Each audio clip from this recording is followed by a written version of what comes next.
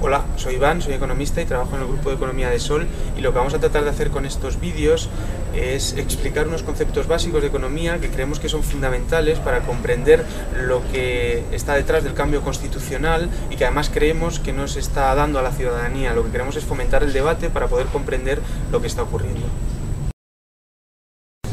El primer concepto que tenemos que tener claro para poder comprender lo que va a pasar con el cambio constitucional es el déficit. El déficit se define como la diferencia entre los ingresos y los gastos públicos. Todo el mundo tiene unos ingresos y unos gastos. Nosotros, nuestra principal fuente de ingresos son los salarios, y tenemos unos gastos como puede ser la vivienda, bueno, nuestro consumo, etcétera, etcétera. El Estado es igual, tiene unos ingresos públicos. Los ingresos públicos se derivan principalmente en un 70% de los impuestos. Concretamente, los impuestos directos, que son aquellos que discriminan en función de la capacidad de pago, es decir, de las rentas de cada una de las personas, suponen un 72% de todos los ingresos públicos. Esto es importante saberlo porque en los últimos años lo que ha sucedido es que se ha ido mermando esta capacidad de ingresar por parte del Estado, reduciendo los tramos del IRPF en el 2007, el último tramo, reduciendo el impuesto de sociedades. Esto lo que la consecuencia que va a tener va a ser reducir los ingresos públicos, y esto es muy importante para comprender posteriormente dónde sale este déficit.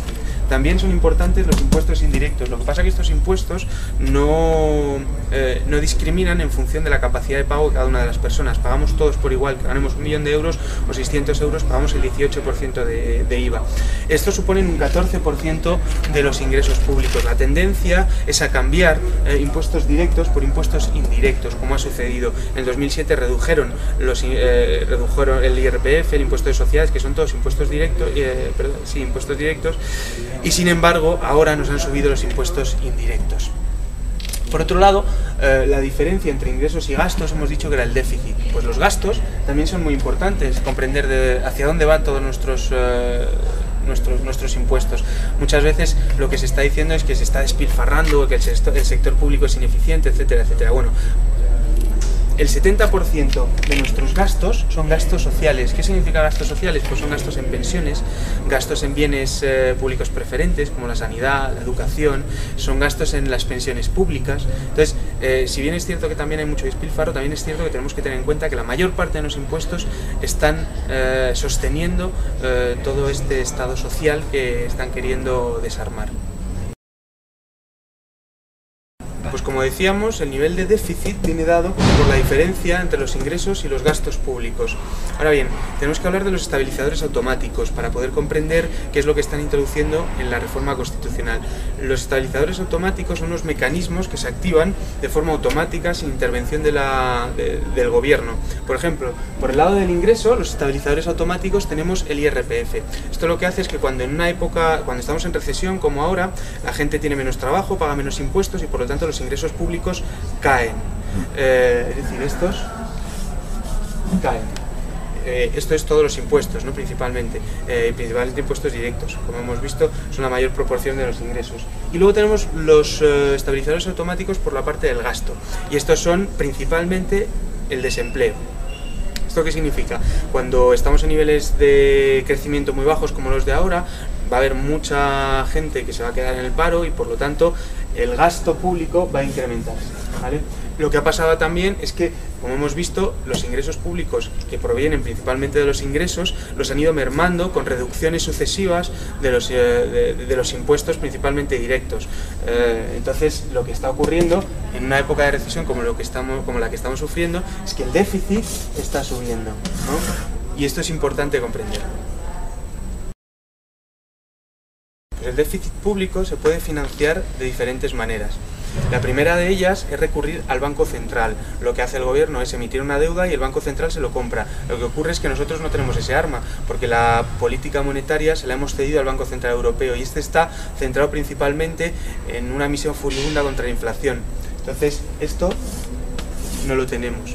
La segunda manera de poder financiar este déficit es mediante impuestos, ¿no? Lo que pasa es que, como hemos visto, han renunciado a financiarlo vía ingresos, han reducido los impuestos, el impuesto de sociedades, el impuesto de patrimonio, han reducido el IRPF, el impuesto de las personas físicas y principalmente siempre a las clases más adineradas. Por lo tanto, esta vía de financiación tampoco la tenemos. Lo que nos va a quedar es la única vía de financiación que estamos teniendo, que es la deuda, y por eso la deuda pública está creciendo mucho. No está creciendo demasiado porque lo que ha crecido principalmente es la deuda privada, pero lo que nos estamos dando cuenta es que por un lado solo nos dejan una vía de financiación y por otra además nos dicen que es muy perniciosa, es muy mala y por eso nos están imponiendo los planes de ajuste.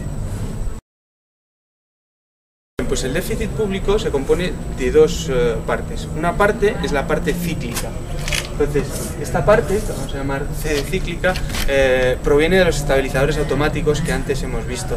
De tal forma que cuando estamos en niveles bajos de crecimiento, en recesión, como lo que está ocurriendo ahora, los estabilizadores automáticos se ponen en marcha, empieza a crecer los gastos, empiezan a bajar los ingresos y el déficit empieza a crecer. Esa parte es automática, no se controla. Bien, en la segunda parte es la parte estructural.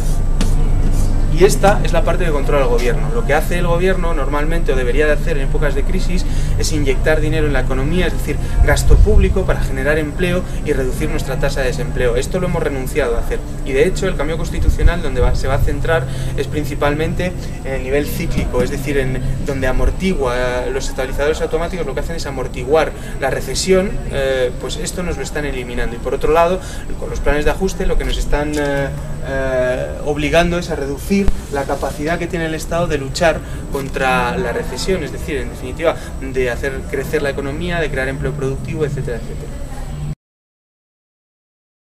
Lo que quiere hacer esta reforma constitucional es limitar nuestro techo de gasto, es decir, reducir nuestro déficit o que nuestro déficit no vaya más allá del 0,4% de nuestro PIB.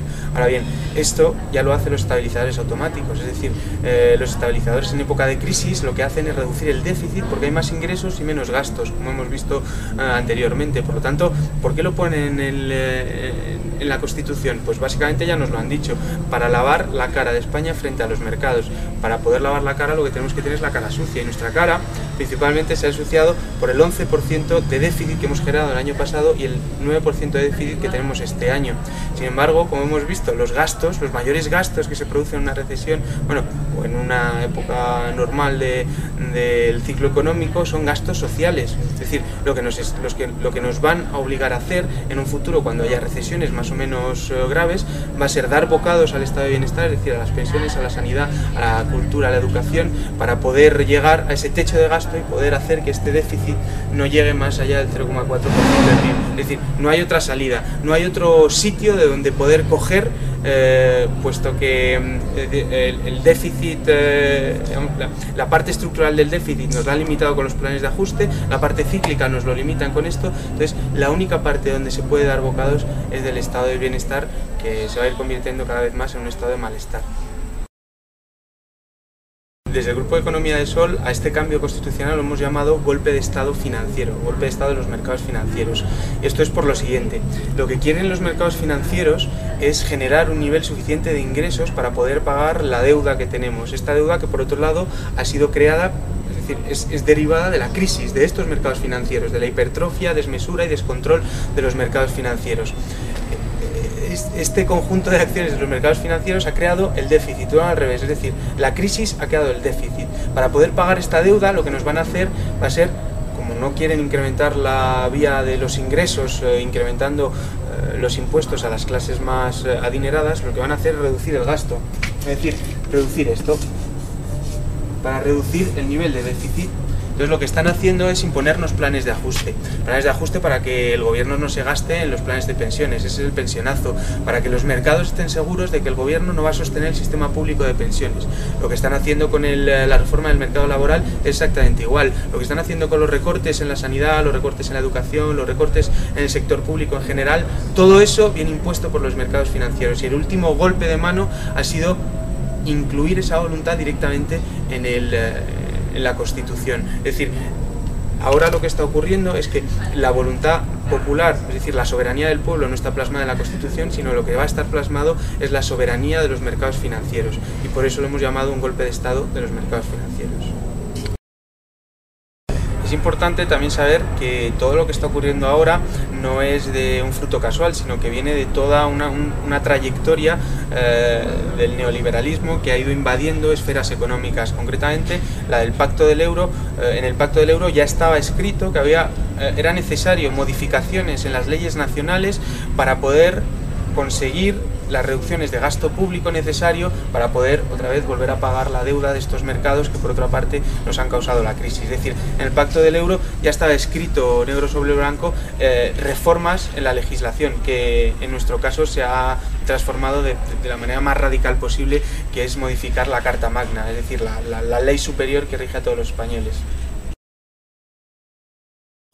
Una de las consecuencias más radicales que desde el Grupo de Economía de Sol queremos transmitir a los ciudadanos es que lo que están haciendo con esta reforma constitucional es constitucionalizar una ideología concreta, es la ideología neoliberal. Esta ideología lo que está dando es cada vez más poder a los mercados financieros. Ya hemos visto cómo la voluntad de esta modificación constitucional viene por parte de los mercados financieros, no por parte de la soberanía popular. Por lo tanto, lo que están introduciendo lo que están dando es más poder a los mercados financieros y están reduciendo el poder de los ciudadanos, porque a la hora de votar, ya voten izquierda, voten derecha, lo que van a tener que atenerse esos gobiernos que van a llegar va a ser a esta reforma constitucional, es decir, a la reducción sucesiva del gasto público y del bienestar de todos los españoles, porque la ideología que va a dominar España va a ser una ideología neoliberal. Es decir, estamos llegando a un estado casi teocrático del neoliberalismo.